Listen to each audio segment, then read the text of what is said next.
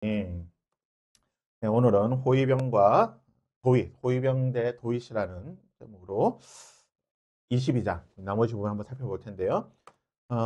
다윗은 높 땅을 떠나서 지난주에 봤듯이 아둘람 굴이라는 곳에서 새로운 공동체를 시작하게 됩니다.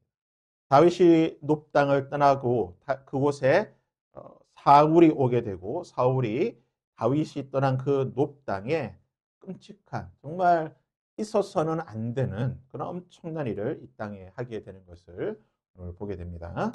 아둘람 굴에서 다윗은 독자적인 어떤 세력을 형성하게 됩니다. 노베에서 도망친 아비아달은 아둘람 공동체의 제사장으로 함께 섬기게 되고 선지자 갓은 선지자로서의 사역을 하게 되고 다윗은 왕으로서 그 공동체를 이끌게 됩니다. 그래서 이 아둘람 공동체가 성경의 표현대로 하면 마음이 상한 자, 억울한 자, 원통한 자, 도망친 이런 사람들의 모임이기는 하지만 그곳에는 왕도 있고 제사장도 있고 선지자가 있는 하나님의 공동체, 한 국가로서의 공동체로 하나님께서는 보셨다는 거예요. 그래서 이 아둘람 공동체가 앞으로 다윗 왕국의 어떤 시약과도 같은 그런 모습으로 성장하게 되는 것을 보게 됩니다.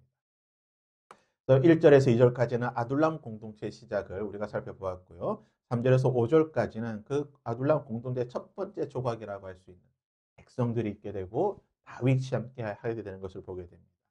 그리고 6절에서 10절까지는 높 땅에 사울이 가서 그 높 땅을 어떻게 황폐케 하는지를 보게 되고요. 11절에서 19절까지는 이제 구체적으로 높 땅에 임한 그 재앙을 보게 됩니다. 마지막으로 20절에서 23절까지는 아둘람 공동체가 하나님 나라의 왕국으로서 메시아닉 공동체로서의 마지막 조각이라고 할 수 있는 제사장이 함께하게 되는 그러한 것들을 살펴볼 수 있습니다.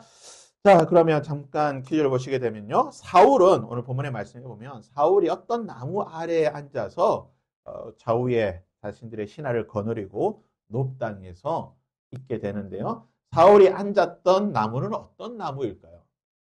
1번 소나무, 2번 시띠나무, 3번 참나무, 4번 에셀나무, 5번 포도나무, 6번 로뎀나무, 7번 살구나무, 8번 감람나무. 이 나무 중에 사울은 어느 나무 아래에서 이 높당에서 이 엄청난 끔찍한 재앙의 명령을 내렸을까요? 어떤 나무일까요? 어, 성경을 자세히 봤네. 좀 약간 문제를 좀 꼬아야 되는데 너무 정직하게 했죠. 에셀나무죠, 에셀나무. 십딘나무, 로뎀나무, 살구나무, 감람나무. 물론 이제 여러 나무들 앞으로 계속해서 살펴보겠지만 이 에셀나무가 어떤 나무인가? 에셀. 에셀나무가 어떤 나무냐면 실제로 그 이스라엘 가게 되면 한 10여 종류가 있다고 해요. 에셀나무.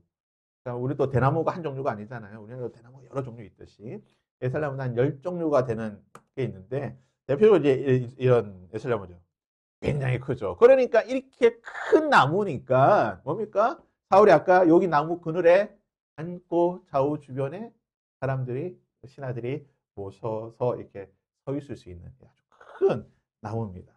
어, 이제 예루살렘 이거 이스라엘 가게 되면 광야에도 특별히 이제 광야에 이 에셀나무들을 많이 보게 되는데요. 이건 이제 마라의 우물 이스라엘 백성들이 출애굽했을 때 그 쓴물 그 마라의 쓴물이 있던 그 마라의 우물 곁에 있는 에셀나무예요. 나무가 굉장히 크죠. 에셀나무가 이 광야 이렇게 사막이나 이 건조한 지역에도 에셀나무가 잘 자라가는데 왜 그러냐면 에셀나무는 뿌리를 굉장히 깊이 뿌린다고 합니다. 한 20m, 30m까지 지하 굉장히 깊은 곳으로 이렇게 뿌리를 내리기 때문에 그 밑에서부터 이렇게 수분을 빨아들여서 사막이나 건조한 지역에도 에셀나무가 잘 자라게 됩니다. 근데 특이한 것은 이 보면 에셀나무 잎에는 이 수분이 특별히 이제 염분이 좀 많이 있다고 해요. 그래서 이 염분 수분이 많다 보니까 그늘이 물론 이게 사막이라서 그늘 아래 있으면 시원하긴 하지만 더 시원하다. 더 시원해가지고 대략 뭐 온도를 재면 주변보다 5도에서 10도 이상 낮은 경우도 있을 만큼 이 에셀나무 그늘에 들어가면 주변을 아무리 더워도 그냥 시원하게 있을 수 있는 거예요. 그러니까 사울이 아마 낮에 한참 더울 때 이 녹당에 갔다가 에셀나무를 보고 그 아래서 쉬지 않았을까 생각이 됩니다. 고대 이집트에서는요, 이 에셀나무가 왜냐하면 사막에 이렇게 큰 나무가 있고 시원하니까 어떤 거예요? 사람을 회복시켜주고 고생케 하는 그런 능력이 있다 보니까 에셀나무를 생명을 주는 나무, 사람을 살리는 나무라고 고대 이집트에서는 생각을 했습니다. 이스라엘 백성들도 마찬가지죠. 굉장히 사람을 회복을 시켜주는, 쉼을 주는 나무다 보니까 하나님께서 주시는 안식과 쉼을 상징하는 나무. 그래서 이스라엘 백성들이 굉장히 좋아하는 나무. 우리 애국가에 그 소나무, 남산 위에 저 소나무가 있듯이 이스라엘 백성들은 하나님의 그 샬롬의 어떤 상징과도 같은 나무가 무엇이냐? 이 에셀나무. 에셀나무가 있다라고 하는 것은 그곳에는 하나님의 쉼과 안식이 있다.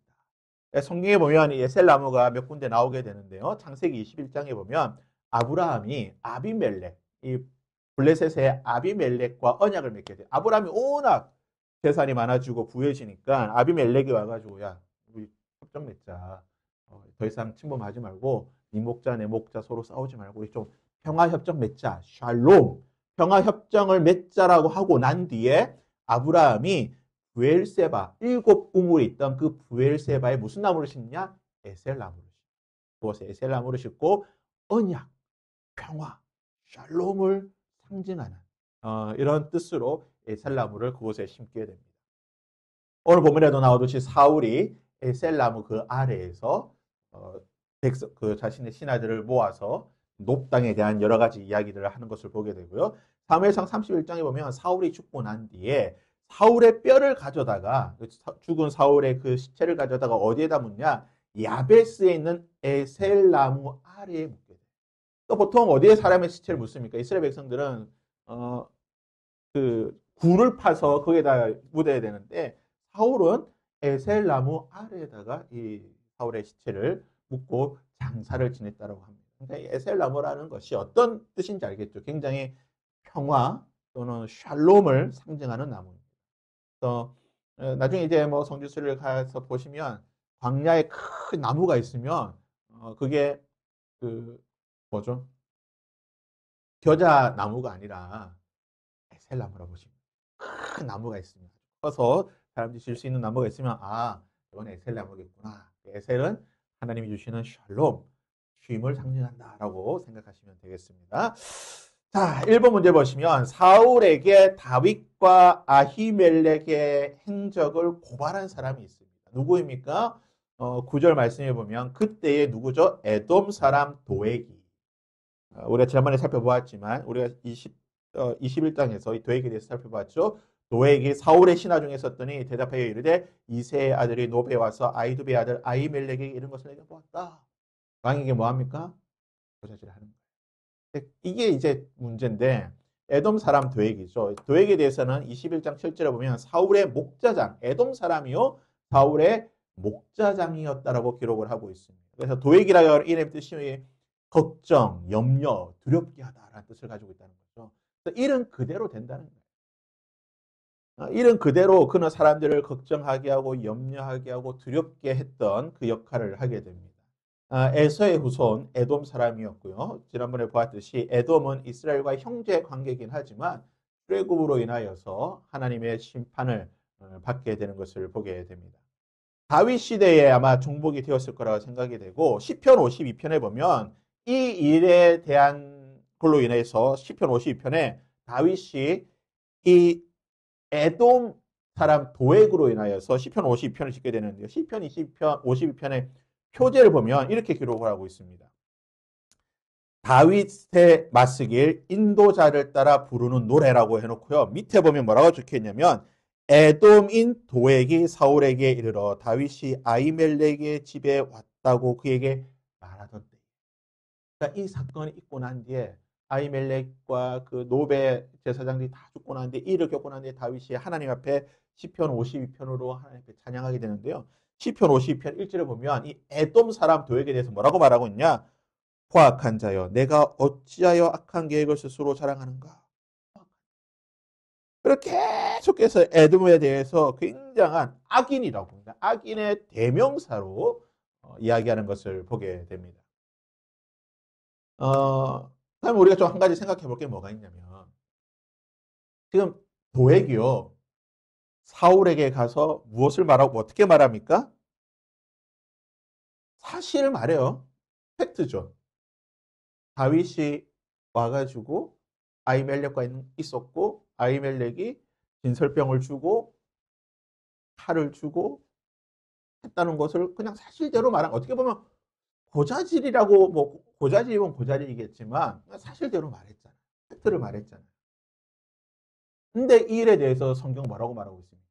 포악한 자, 악하고 간사한 여로, 속이는 자다, 거짓을 행하는 자다. 정말 하나님께서 이 도액의 모습에 대해서, 했던 일에 대해서 하나님께서 굉장한 심판의 말씀을 하시게 되는데, 선한 거짓말, 소위 말하는 화이트 라이, 하얀 거짓말, 선의의 거짓말을 해도 되는가? 여러분 어떻게 생각하십니까? 우리가 항상 이 소위 말하는 기독교 그 윤리를 이야기할 때 끊임없이 나오는 말이죠. 믿는 사람이 거짓말해도 됩니까? 그러면 우리 크리스찬들이 거짓말해도 됩니까? 안 됩니까? 안 되죠. 크리스찬들이 거짓말하면 안 되죠. 성경에서 거짓말하지 말았기 때문에. 거짓말하면 안 돼요. 그런데 선의의 거짓말은 어떨까요? 우리 믿는 자들이 선의의 거짓말 해도 됩니까? 하얀 거짓말이라고 하는, 착한 거짓말이라고 하는, 뭐 거짓말이 착한 거짓말, 착한 거짓말, 뭐 다주간 착한 거짓말, 선의의 거짓말, 하얀 거짓말 우리가 해도 될까요? 할 수 있을까요? 못할까요? 어떻게 생각하십니까? 이제 기독교 윤리에 대해서 항상 하는 얘기야. 소위 말해 이제 신정론을 이야기할 때도, 하나님의 통치에 대해서 이야기할 때, 또는 기독교 윤리에 대해서 말할 때 끊임없이 나오는 가장 많이 논의가 되고 논쟁이 되는 질문입니다. 크리스천들이, 믿는 자들이 거짓말을 해야 되는가? 특별히 선의의 거짓말을 해도 되는가? 우리가 거짓말을 하면 안 되지만 선의의 거짓말을 해도 되는가? 어떻습니까? 네, 그러면 성경에는요, 선의의 거짓말이 기록이 되어 있죠. 대표적인 경우가 두 군데 있습니다. 어딜까요? 이 사건이죠. 바로가 산모들에게 말하죠. 히브리 산파들에게, 이스라엘 산모가 아들을 놓으면 죽이고 딸을 놓으면 살려두라고 했을 때에 이 히브리 산파였던 이 두 여인이 뭐라고 말합니까? 이스라엘 애들은, 이 산모들은 건강해서 내가 가기도 전에 아들을 다 낳고 살렸더라. 내가 할 수 없습니다. 소위 말하는 선의의 거짓말을 하게. 본인들이 다 받아줬음에도 불구하고 왕 앞에 선의의 거짓말을 하게 됩니다. 히브리 산모들은 너무나 건강해서 내가 가기 전에 이미 다 끝내가지고 제가 할 것이 없습니다. 네, 하나님께서 이 히브리 산파들의 했던 일에 대해서 뭐라고 말합니까? 이들이 했던 일과 이 선한 거짓말에 대해서 하나님께서 심판하시냐? 그들을 축복해 주세요. 성경에 보면 참 재밌는 표현이 있어요. 이 히브리 산파들이 하나님을 경외하였다. 하나님을 경외함으로 일을 행하였다라고 기록을 하고 있어요. 또 한 가지 있죠. 누굽니까? 라합. 그 가나안에 여리고성에 정탐 갔을 때에 라합이 정탐꾼들을 숨겨주죠. 숨겨주고 난 뒤에 그 정탐꾼을 쫓아왔던 그 여리고성 군인들에게 뭐라고 말합니까? 절로 도망갔어요. 숨겨주고 여기로 도망갔어요. 거짓말을 해요. 성경인 이 라합의 일에 대해서 뭐라고 표현하고 있습니까? 그에서 책망한 것이 아니라 그가 구원받는 일을 하였다.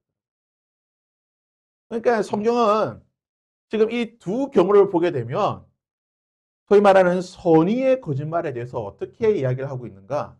랍비들은 이스라엘, 그러니까 성경의 유대인들 랍비, 구약의 정통하였던 랍비들은 이렇게 가르칩니다. 이 두 사건을 비롯해서 이 여러 가지 구약의 어떤 말씀들을 해석할 때에 구약의 랍비들의 가르침이에요. 랍비 가말리엘, 유명한 랍비죠. 가말리엘이 누굽니까? 신약 성경에 나오던 가말리엘 문화에 있던, 바울이 있던 그 가말리엘이에요. 그 가말리엘이 뭐라고 말했냐? 화평은 너무나 중요하기 때문에. 여기서 말하는 화평은 샬롬이에요. 샬롬. 샬롬은 너무나 중요하기 때문에 샬롬을 위해서는 뭐라고요? 거짓을 허용할 수 있다. 그 다음에 랍비 일라이. 그러니까 지금 여기는 나오는 랍비들은 당대에 가장 뛰어난 랍비들이었어요. 랍비 일라이 이렇게 말합니다. 화평을 위해 사실을 왜곡했다라고 한다면, 그러니까 소위 말하는 선한 거짓말, 하얀 거짓말을 했다고 한다면 그들은 옳은 일을 한 것이다. 랍비 이스마엘은 가족의 평화를 위해서는 토라도 잘못된 인용이나 거짓을 허용한다.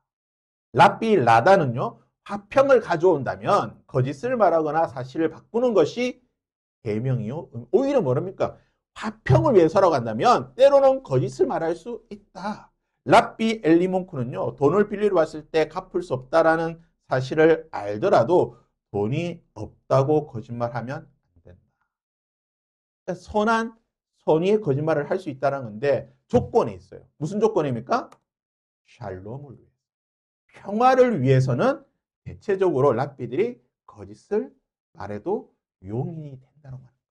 그러니까 조건이 있는 거예요. 성경에서는 물론 거짓을 해서는 안 되지만 정말 어쩔 수 없이 선의의 거짓말을 해야 되겠죠. 라단처럼 하나님의 백성이 당장 죽을 수밖에 없는 상황인데 그럴 경우에는 샬롬을 위해서는 평화를 위해서는 하나님의 평화를 위해서는 때로는 거짓을 허용할 수 있다. 남용은 안 되겠지만 무조건 막 해서는 안 되겠지만 정말 위급한 상황에서 하나님의 평화를 위해서 그 사람을 살리고 샬롬을 위해서는 이러한 선의의 거짓말이 때로는 허용될 수 있다라고 랍비들은 가르치고 있어요. 그래서 우리가 성경을 보게 되면 십계명에서 금지하는 것은 거짓말을 10장에서 거짓말 내 이웃에 대하여 거짓 증거하지 말. 즉 이웃과의 관계 속에서 그 이웃과의 샬롬을 깨뜨리는 거짓말을 하지 마라. 그러니까 거짓증을 하지 말라는 게 무슨 말이냐? 마음대로 막 거짓말하는 물론 마음대로 하는 거짓말도 안 되겠지만 이웃과의 그 관계를 깨뜨리는 샬롬, 평화를 깨뜨리는 그 거짓말에서는 안 된다. 여러분, 우리에게 한 가지 원칙이 있습니다. 거짓은 해서는 안 돼요. 거짓말을 해서는 안 되지만 정말 이런 경우가 있어서는 안 되겠지만 정말 샬롬을 위해서, 평화를 위해서, 하나님의 평강을 위해서는 때로는 이런 선의의 거짓말이 할 수도 있다라는 사실을 우리는 조금 기억을 해야 될 필요가 있고 두 번째 뭐를 생각해야 되냐면 도액의 경우를 봐요. 뭡니까? 도액이 뭡니까? 도액은 거짓말은 하지 않았어요. 도액은 거짓말 안 했잖아요. 사실대로 말했잖아요. 근데 도액은 사실대로 말했음에도 불구하고 팩트를 말했지만 그 팩트로 말미암아 뭐가 깨졌어요? 하나님의 샬롬이 깨졌어요. 하나님의 평강이. 그 높땅에 있던 그 하나님의 샬롬이 도액의 한 사람, 그 사람의 진실이라고 말할까요? 팩트로 인해서 깨어졌어요. 나는 진실을 말했지만 내가 진실을 말함으로 평안이 깨졌다는 거예요. 차라리 침묵을 하는 게 나아요. 진실을 말하기보다는 때로는 내가 진실을 말해서 평강이 깨진다고 한다면 때로는 침묵을 선택하는 것도 중요하다는 거예요. 그러니까 여기서 가장 중요한 게 뭡니까? 우리가 무엇을 행할 때에 가장 중요한 기준이에요. 샬롬. 하나님의 평화가 있는 거예요. 내가 이러한 일을 했을 때에 하나님의 평화가 깨어지느냐 아니면 그 하나님의 평화가 유지가 되느냐가 중요해요. 내가 아무리 선한 일을 한다 할지라도 내가 아무리 좋은 일을 한다 할지라도 내가 속해 있는 공동체에 하나님의 평강, 샬롬이 깨진다고 한다면 때로는 나의 그 선한 행동을 멈출 수 있어요. 때로는 나의 진실된 말이 내 공동체의 샬롬을 깨뜨린다고 한다면 때로는 잠시 그것을 침묵할 수도 있어요. 하나님의 샬롬이 너무나 중요하다. 이스라엘 백성들에게 있어서 가장 중요한 것이 뭐냐? 샬롬. 왜냐? 축도에도 나오잖아. 요한은 내게 얼굴으사 평강 주시기를 원하노라. 샬롬. 이스라엘 백성들에게 제사장이 할 수 있는 가장 큰 축복은 뭐냐? 샬롬을 빌어주는 거예요. 너희들 삶 속에 샬롬이 있기를 원한다. 이 샬롬이 깨지면 안 된다는 거예요. 그래서 우리가 무슨 행동을 앞으로도 마찬가지지만 우리가 내가 속해 있는 가정 또는 직장 여러 공동체에서 나의 말과 나의 행동이 그 공동체의 평안을 깨뜨리느냐 아니느냐 이것이 우리 행동의 아주 중요한 기준이 될 수 있어야 돼요. 그렇다고 해서 무작정 거짓말 하지 마라. 무작정 침묵해라. 이 말은 아니에요. 때로는 우리가 침묵을 말할 수도 있겠지만 내가 침묵을 말함으로 하나님의 평강이 명확하게 깨질 경우라고 한다면 때로는 그것을 우리가 잠시 멈출 수 있는 지혜도 필요하다는 겁니다. 그러니까 도액 같은 경우는 거짓말 아니에요. 팩트를 말했어요. 팩트를 말했음에도 불구하고 그 땅 가운데 하나님의 샬롬이 깨지게 되고 그로 말미암아 시편 52편에서는 포악한 자야. 너 포악한 자야라고 아주 하나님께서 심판하면 내 혀가 심한 악을 꾀하고 말하였다. 하나님의 책망을 받게 된 것을 보게 됩니다. 자, 2번 사울에게 죽임을 당한 높 땅의 제사장 모두 몇 명인가요? 8절 19절에 보게 되면 왕이 도에게 이르되 너는 돌아가서 제사장들을 죽이라 하며 에돔 사람 도에게 돌아가서 제사장들을 쳐서 그날에 세마포 에봇 입은 자 몇 명요? 85명이 죽고 19절에 보면 제사장들의 성읍 노베 남녀 어린이들 젖먹이 소 나귀 양을 다 죽였다. 에봇 입은 자 85명과 높당 높성의 모든 생명을 죽였다. 또 말씀 보면 왕의 호위병들이 사울이 자신 주변에 있던 이제 자기 뭐 경호원이죠. 지금처럼 경호원들이 가서 제사장들을 죽이라고 했을 때에 이 호위병들이 어떻게 합니까? 싫어했다고 표현하고 있어요. 근데 요 싫어했다라고 하는 이 단어의 히브리어가 뭐냐면 아바라고 하는 단어예요. 아바. 제가 찾아보니까 아바라고 하는 단어인데 이 아바라는 게 뭐냐면 즐기다, 기뻐하다는 뜻도 있지만 욕망한다는 뜻이에요. 무슨 말입니까? 제사장들을 죽여서 내가 왕의 명령을 듣고 왕의 명령을 순종함으로 내가 높은 직위에 올라가는 이것을 욕망하는 이것을 안 좋아했다. 그러니까 내가 왕의 불의한 명령을 지켜서 내가 승진하는 것보다 차라리 난 그것을 안 하겠다. 왕의 불의한 명령을 거절하고 나는 높은 자리에 올라가지 않겠다. 나의 욕망을 거절한다. 높은 자리에 올라가는 승진하게 되는 좋은 자리에 올라가는 것을 나는 거절한다라고 말했어요. 왜 싫합니까? 제사장들은 왕의 기름 부음 받은 자들이기 때문에 죽이기를 싫어했어요. 사울도 마찬가지잖아요. 다윗도 마찬가지예요. 다윗도 사울을 죽이기를 거절했을 때 왕의 기름 부음 받는 자를 내가 어떻게 죽이겠냐. 그러니까 호위병들은 왕의 기름 부음 받은 자들이기 때문에 더군다나 제사장 에봇은 하얀 옷이거든요. 제사장 하얀 그 에봇을 입고 있는 제사장들이 지금 85명이 있고 그 주변에 쭉 둘러 있다는 거예요. 지금 죽이라고 하는데 이걸 어떻게 해? 왕의 제사장. 예복을 입고 있는 제사장들 나는 못 죽입니다. 내가 이 사람들 죽여서 내가 잘 먹고 잘 되는 거 차라리 안 하겠습니다. 그 왕의 호위병들은 그러한 마음으로 거절을 했다는 거예요. 그런데 도액은 어떻게 합니까? 도액은 돌아가서 제사장들을 쳤다라고 돼 있어. 돌아가서. 이 히브리어 범위 돌아갔다라는 표현이 뭐냐면 사바브란 단어인데 순회한다는 거예요. 정말 나쁜 표현입니다. 정말 이 나쁜 표현이 아니라 정말 좀 생동감 있게 표현인데 그러니까 제사장들이 지금 이렇게 85명이 모여 있는 거죠. 돌아다니면서 죽는 거예요. 뱅글뱅글 돌아다니면서. 얼마나 잔인해요. 85명이 죽음을 눈앞에 지금 두려운 가운데 있는데 도액이 칼을 들고 돌아가면서 여기서 한 치고 한 바퀴 뺑 돌아서 또 치고 또 뺑 돌아서 죽이고 85명을 뺑뺑 돌아가면서 몇 바퀴를 돌았을까요? 돌아가면서 85명을 죽였다. 제사장들을 죽인 것을 싫어하지 않았어요. 아까 나왔죠? 싫어하지 않았다. 무슨 말입니까? 욕망했다는 거예요. 내가 제사장들 85명을 죽이라고 하는 이 왕의 명령을 지킴으로 나는 지금 목자장이지만 왕이 나를 뭐라고요? 더 높은 자리로 올려줄 거예요. 욕망한 거예요. 나의 욕망인 거예요.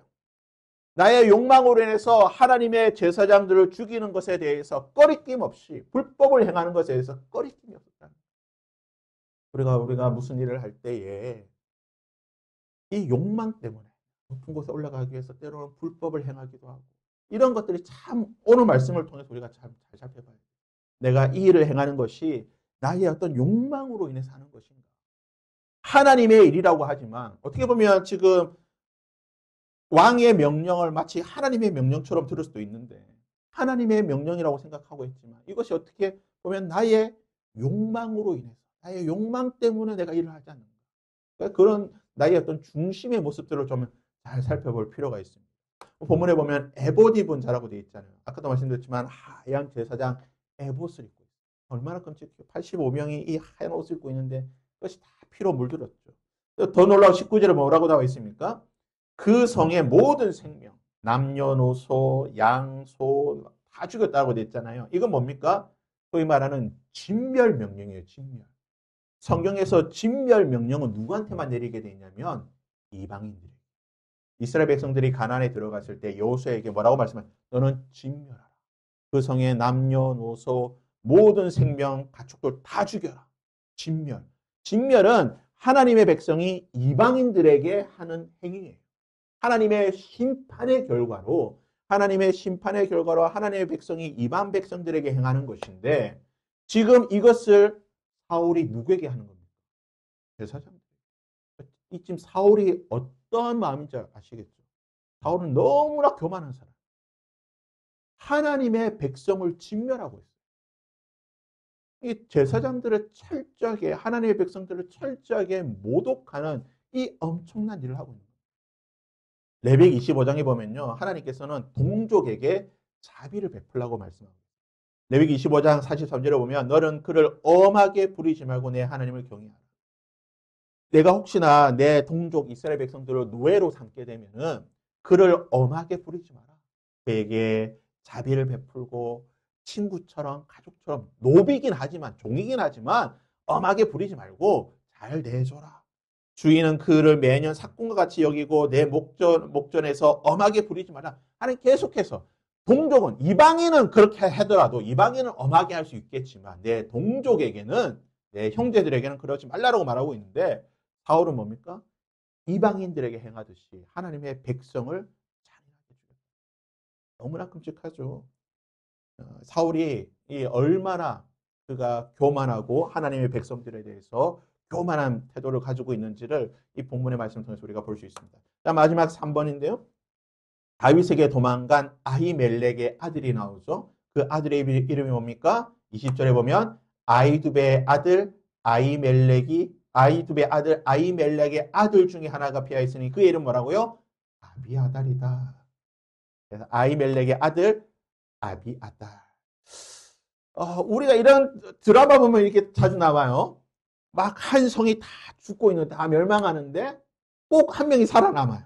삼국지에도 보면 나와요. 삼국지에도 보면 그 유비가 있던 그 성에 다 조조가 침입했을 때에 유비의 그 아들을 또 데리고 그 아들만 또 데리고 도망가요. 보면 항상. 그러니까 꼭 그 성에 진멸당할 때 꼭 한 명이 살아남아요. 나중에 훗날에 그 남유다에도 마찬가지죠. 그 다 죽었을 때 꼭 한 명이 살아남아. 그 여왕이 모든 그 남유다의 씨를 말리려고 할 때 꼭 한 명만 살아남아요. 그렇게 꼭 한 명이 살아남는 경우가 있어요. 모세도 다 죽을 때 한 명 살아남았잖아요. 지금 아비아달이 혼자 살아남습니다. 근데 아비아달이 혼자 살아남아서 도망갈 때에 무엇을 가지고 가느냐? 에봇을 가지고 가요. 에봇. 그러니까 성경에 자꾸 에봇이 나오는데 에봇 입은 85명은 제사장이 입는 하얀 옷을 말하는 것이고 지금 도망간 아비아달이 가지고 간 에봇은 대제사장이 입는 옷이에요. 대제사장. 대제사장은 흉패를 두르고 우림과 둠민과 그 파란색 에봇을 입기 때문에 제사장이 입는 그 에봇을 가지고 도망갔다는 거예요. 대제사장으로서 아비아달이 가게 되는 것이고 그러므로 말미암아 다윗이 속했던 그 공동체가 하나님의 공동체가 될 수 있는 하나의 정당성을 가지게 됩니다. 지난번에 보셨죠? 아론의 네 아들 나답과 아비후는 죽고 엘리야살과 이다말 중에 이다말의 그 아들이었던 엘리와 홈리와 비니아스의 아들이었던 아이둡과 이가봇, 아이둡의 아들이었던 아이야와 아히멜렉이 아비아달. 이 아비아달이까지가 엘리 가문의 제사장의 역할을 하게 됩니다. 그리고 엘르아살의 그 후손이었던 비나스와 그 비나스의 후손이었던 사독. 그러니까 다윗 시대에는 아비아달과 사독 이 두 가문이 같이 제사장 직분을 행하게 됩니다. 같이 행하게 되는데 다윗 시대 이후로는 이 아비아달이 죽게 되고 그 문제 때문에 없어지게 되고 사독 계열만 유일하게 살아남게 돼요. 그래서 다윗 이후로는 사독 계열이 모든 제사장의 그 정통성을 가지게 되고 사두개인의 조상이 이 사독 가문이 되는 거죠. 노베에서 살아남은 유일한 제사장이죠. 아비아달. 다윗 시대의 사독과 함께 대제사장의 직분을 수행하게 됩니다. 다윗이 그 언약궤를 가지고 올 때에 그 큰 역할을 하게 되고 다윗에게 아주 많은 사랑과 총애를 받게 되는데 특별히 이제 압살롬이 반역할 때도 다른 사람들이 다 압살롬한테 넘어가지만 이 아비아달은 넘어가지 않고 다윗 편에 서게 됩니다. 그런데요, 나중에 아도니아 다윗이 죽고 난 뒤에 솔로몬 시대에 이 아도니아가 반란할 때에 이때 좀 잘못해요. 다윗 솔로몬 편에 서지 않고 아도니아 편에 서게 됩니다. 이로 말미암아 솔로몬이 제사장의 직분을 박탈시켜요. 제사장 죽이지는 않고 제사장의 직분을 박탈시키고 아나더시라는 곳으로 이제 귀양을 보내게 되고 사독을 대제사장의 직분으로 남겨두게 됩니다. 그래서 이제 솔로몬 시대에 이 엘리 가문이 완벽하게 사라지게 돼요. 제사장의 모든 직분을 다 박탈당하고 사독 계열만 살아남게 되는 것을 보게 됩니다. 세마포 에보딥은 85명이 죽고 아까도 봤지만 그 에봇을 가지고 감으로 인해 가지고 다윗 왕국의 정통성을 가졌는데 그렇다면 왜 하고 많은 것 중에 에봇을 가져갔을까? 다른 것 가져가도 되잖아요. 다른 것 가져가도 되는데 왜 하필이면 에봇을 가져갔을까? 그 이유가 뭘까요? 종종 성경에 보면 사울도 그렇고 나중에 다윗이나 이런 제사장도 그렇고 에봇을 가져와라는 표현을 써요. 제사장들에게 에봇을 가져와라. 옷을 가져오라는 거, 옷. 에봇을 가져와. 왜 그럴까요? 왜 에봇을 가져오라고 표현할까요? 왜 갈 때 다른 거 다 들고 가도 되는데 다른 거 안 들고 가고 에봇을 가져갔어요. 에봇에는 뭐가 있다고요? 우림과 둠밈이 있어요. 우림과 둠밈은 하나님의 뜻을 물어볼 때 쓰는 거예요. 정확한 용도는 모르지만 아무튼 그 많은 사람들이 아마 뭐 이렇게 우림과 둠밈을 뭐 뽑아서 아마 뜻으로 표현하지 않았을까 생각을 하게 되는데 하나님의 뜻을 알기 위해서는 에봇이 있어야 돼. 우림과 둠밈, 대제사장의 옷이 있어야 돼. 그러기 때문에 이 도망갈 때 다른 거 다 안 들고 가고 뭐 들고 갑니까? 에봇을 들고 가는 거예요. 하나님의 뜻을 알려주기 위해. 하나님의 뜻 정통성을 가지고 있는 거예요. 확인할 수 있는 거예요. 그래서 에봇을 가져가야 되는 거고 나중에 이제 성경을 보실 때에 뭐 레위기도 마찬가지예요. 뭐 에봇을 가져갔다 뭐 이렇게 표현들이 나오잖아요. 그때는 거의 대제사장이 입고 있는 에봇, 우림과 둠밈을 가지고 있는 그 에봇이라고 보시면 돼요. 그 에봇이 있어야지만 하나님의 뜻을 확인할 수가 있는 겁니다.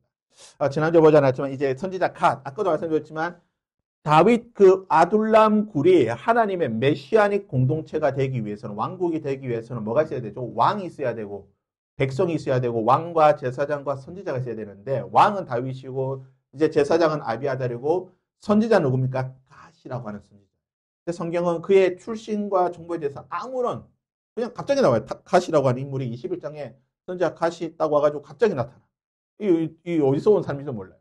하지만 이 갓이라고 하는 선지자가 함께함으로 통해서 그 공동체가 하나의 하나님의 공동체로 성장하고 발전할 수 있었다는 겁니다. 그러니까 하나님께서는 하나님이 항상 그런 것 같아요.